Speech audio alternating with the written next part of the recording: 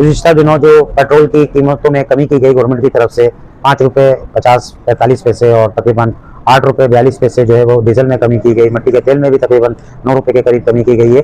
तो ये एक खुशाइंदा बात है जो है वो खराज तहसीन पेश करता हूँ इस अमल के लिए कि इस टाइम आवाम की जो पाकिस्तानी आवाम है इसका महंगाई से बहुत बुरा हाल है। इस टाइम पे देखा जाए तो किस तरह वो अपने घर को पूरा कर रहा है, किस तरह किराया पूरा कर रहा है, किस तरह जो है वालिदैन की दवाइयों को पूरा कर रहा है। तो महंगाई में हर बंदा इस टाइम पे देखा जाए तो दिमागी मरीज बन रहा है। कोई बेचारा किस शुगर का प्रॉब्लम हो रहा है, किसी को क्या प्रॉब्लम हो रहा है।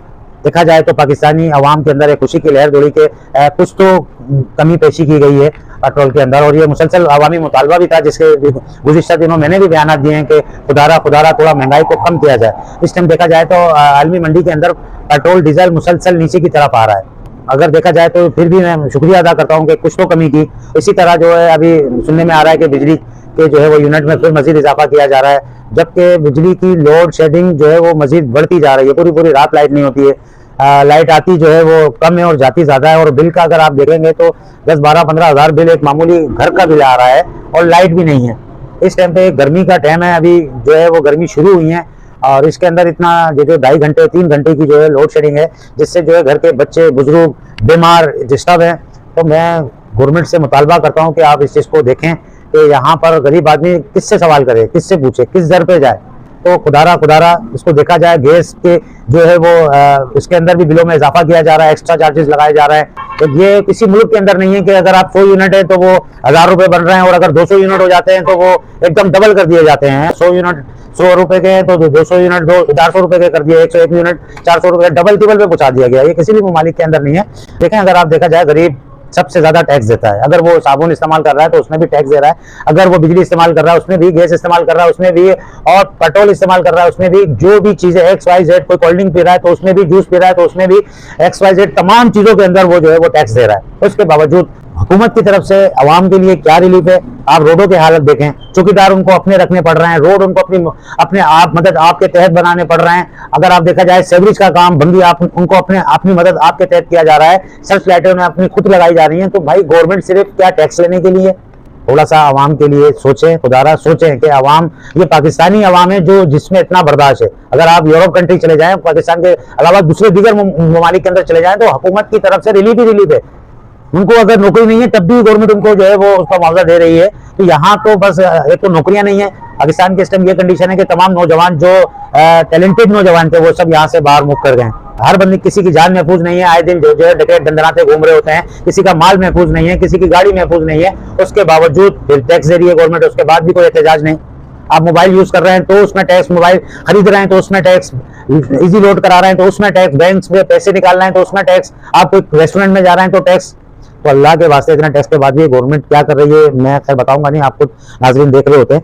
यकूम मई मनाने का मकसद ये होता है कि अगर आप देखा जाए तो ये पूरा जो निज़ाम है, फैक्ट्रियाँ, कारखाने, ट्रांसपोर्ट, मिलें, ये तमाम लोग जो है वो मजदूर हैं। कोई मकान बना रहा है, कोई घर बना रहा है, कोई क्या कर रहा है, कोई प्लेट बना रहा है। ये तमाम लोग मजदूर हैं, अपनी मेहनत से, अपने खून पसीने से ये सब चीज़ ईमानदारी से हल कर रहे होते हैं।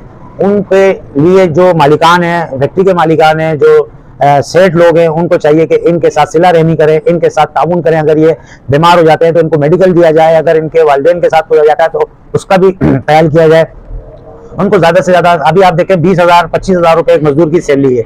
अगर वो किराए के मकान में रह रहा है, वो किस तरह किराया देगा, वो किस तरह अपने बच्चों को तालीम देगा, वो किस तरह अपने बूढ़े बुजुर्गों वालिदैन की जो है वो मेडिकल को पूरा करेगा, वो किस चक्की में पिस रहा है, वो किस तकलीफ में है।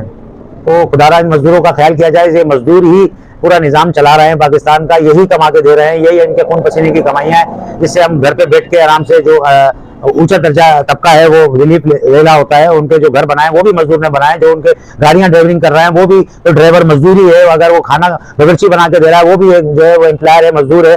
तो इन लोगों का ख्याल किया जाए और इनको जो है वो थोड़ी सहूलत दिया जाए। ऐसी बात नहीं है, रसूल सल्लल्लाहु अलैहि वसल्लम ने फरमाया है कि काले को गोरों पे और गोरों को काले पे पर फौकियत नहीं है। तो ये तमाम लोग अल्लाह की मखलूक हैं और हम तमाम मुसलमान एक दूसरे के भाई हैं। तो इन लोगों के साथ जितना सिला रहमी करेंगे अल्लाह आपको इसका अजर भी देगा और अल्लाह आपके लिए आसानियाँ भी पैदा करेगा। हुकूमत की तरफ से जो किसानों को रिलीफ दिया जाता है, जो बेचारी काश्तकारियाँ कर रहे हैं, जो अपने मेहनत करके हमारे लिए गंदम उगा रहे हैं, जो बाजरा उगा रहे हैं, जो सब्जियां उगा रहे हैं, जो फ्रूट है, दीगर जितनी भी चीज़ें हैं जो उगा रहे हैं, उनके लिए उनके साथ उनकी जो गंदुम होती है, चावल होता है, उनको इतनी कम कीमत के ऊपर जो है वो हुकूमत खरीद रही होती है, जो बेचारों को प्रॉफिट नहीं हो रहा होता है, जिससे वो वजन, अगर उनको रिलीफ दिया जाए गवर्नमेंट की तरफ से, उनकी बाहर से बरामद करने से बेहतर है कि यहाँ की जो चीजें हैं उसको सिलेक्ट किया जाए, उनको परचेज किया जाए। तो इस टाइम पे देखा जाए तो जो किसान लोग हैं, किसान भाई हैं हमारे, उनके जो है वो दिलों के अंदर एक मायूसी सी है कि उनको उनकी मेहनत का सिला नहीं मिल रहा। तो ये भी एक काबिल तवज्जो बात है। गुजरा है हमारी हुकूमत है, उससे मैं रिक्वेस्ट करता हूँ कि इन लोगों को ख्याल किया जाए। अगर इन लोगों ने बाइकाट कर दिया तो पाकिस्तान में कैसे साली हो जाएगी।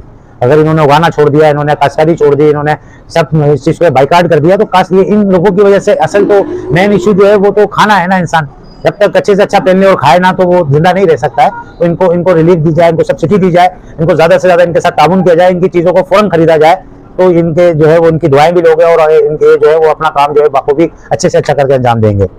3 मई को जो पाकिस्तान का जो पहला खलाई मिशन है, जहाज जो हमारा रॉकेट जो है वो चांद पे उतर रहा है। पाकिस्तान पहली दफा खला के अंदर ये जो है मिशन जो है पाकिस्तान और चीन के दोनों ने ताउन किया है।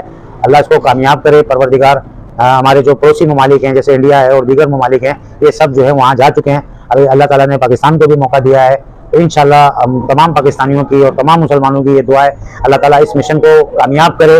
और हमें इस मिशन की कामयाबी का मतलब है हमें पाकिस्तान को कामयाब करना, पाकिस्तान के लिए आसानियां पैदा करना, पाकिस्तान को जो है वो पूरी दुनिया के अंदर उसका जो है नाम उजागर करना। अल्लाह ताला इनके मिशन को अल्लाह ताला कामयाब करे। आमीन सुमा आमीन।